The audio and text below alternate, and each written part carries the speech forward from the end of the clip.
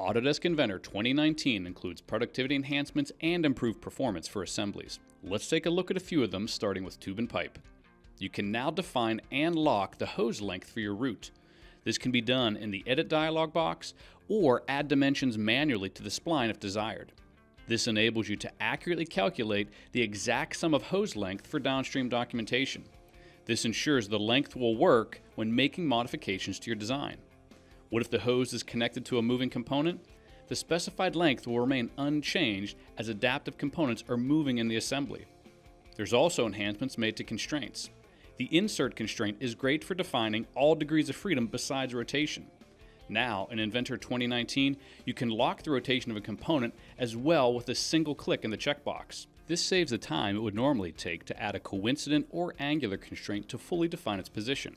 Next, the place constraint provides 3 new solutions for constraining 2 axes. Use the new positions for opposed and aligned to control the axis position the way you want. Be sure to watch the video on performance improvements to find out more about what's been done in assemblies for Inventor 2019.